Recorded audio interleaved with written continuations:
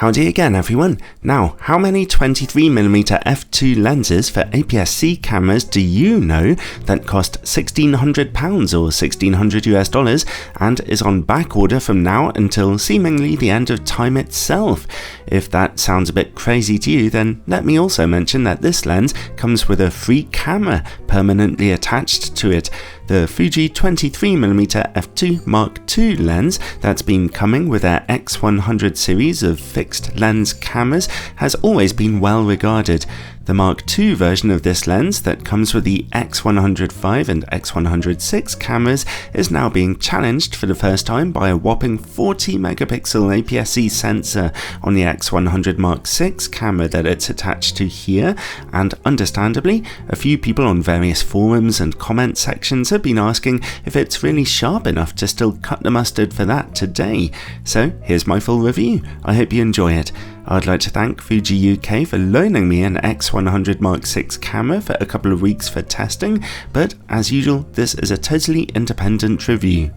The camera this thing is attached to has an aps-c sized sensor, so this lens gives the full frame equivalent focal length of 35mm, with the equivalent depth of field of about f2.9 or so.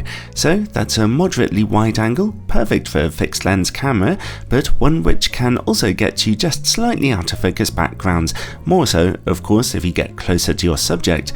As you can see, this lens is obviously very small and, like the rest of the camera it's attached to, feels beautiful to hold and to handle, being very tightly assembled and made of metal. It has an aperture control ring at its very rear with two gripping handles. It can be a little awkward to turn from behind the camera, but it clicks nicely at every third of an f-stop. Then comes the control ring at the front, which turns extremely smoothly.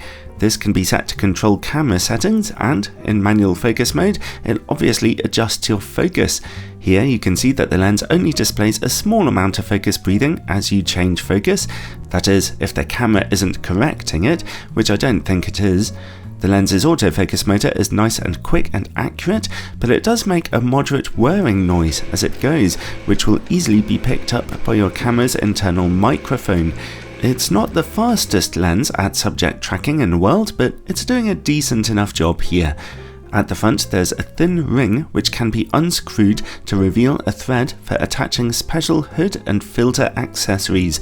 Bear in mind that the Fuji X100VI camera comes with a built-in four-stop ND filter, which you can turn on and off in the menu system, useful for video work. The X100 Mark VI camera also has its own in-body image stabilization, so the lens is nicely stabilized by that. Overall, the lens's build quality is lovely and it works absolutely fine, but I do slightly criticize the noise its focus motor makes. Anyway, let's move on and look at image quality when shooting on a 40 megapixel sensor, one of the most demanding camera sensors in the world, this. In the middle of the image at f2, contrast is excellent, but sharpness is just good.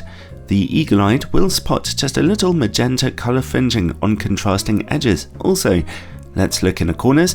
Sharpness is about the same, which is impressive, but now contrast has gotten much worse, unfortunately, with lots of ghosting on contrasting edges. Let's stop down to f2.8. That's better. Now, even on a 40 megapixel sensor, we are seeing excellent sharpness and contrast in the corners and perfect sharpness back in the middle. This really is impressive. The lens's sharpness from the middle to the corners now stays essentially the same until you stop down to about f8. Here you can see the effects of diffraction are just starting to reduce sharpness a little. Of course, diffraction kicks in early on such a very high resolution sensor. f11 gets a little softer and f16 doesn't look good at all. But there's no avoiding diffraction now, is there? It's just a part of God's given laws of physics that govern our everyday life. Overall, this is a truly excellent lens. It could have been a little sharper at f2 perhaps, but from f2.8 its resolution is simply excellent, so good work there, Fuji. Let's avoid Fuji's in-camera corrections by taking a look at distortion and vignetting in some raw images uncorrected. The good news is that distortion is very low. Less encouraging is the rather strong vignetting on display at f2. From f2.8 to f4 to f5.6, those corners gradually brighten up.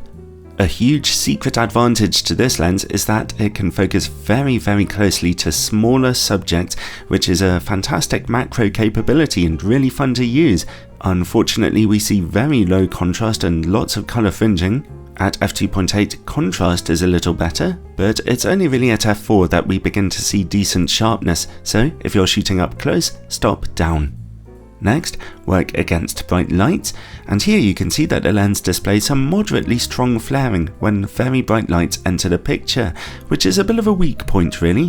While we're working in the dark, let's now take a look at coma and sun stars. At f2, we see some moderate coma smearing in bright points of light in the corners, unfortunately. At f2.8 and f4 though, it quickly goes away. Now let's take a look for sun stars. They begin to emerge at f5.6, although they're not very well defined. They get a bit better at f11, and finally at f16 they become quite strong. Next, Bokeh.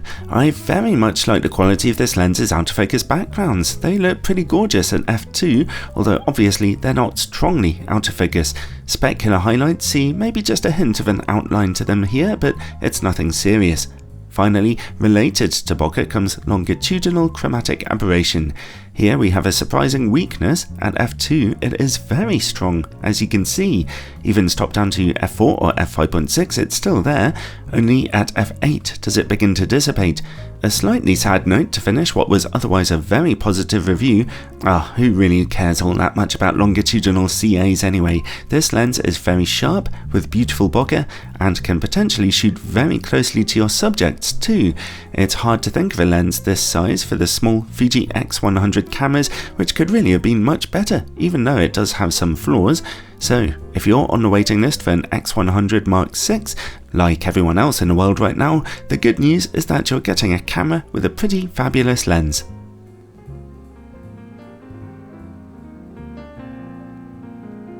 Thanks for watching everyone. I hope you enjoyed that video, and if you didn't, then you're probably on the wrong channel. Go and watch some cat videos instead. A special thanks to all my wonderful Patreon supporters who make such a difference keeping this channel going sponsorship free. Seriously, I get offers from the weirdest sponsors every few days here in my email box, but who really needs more advertising in their lives, right?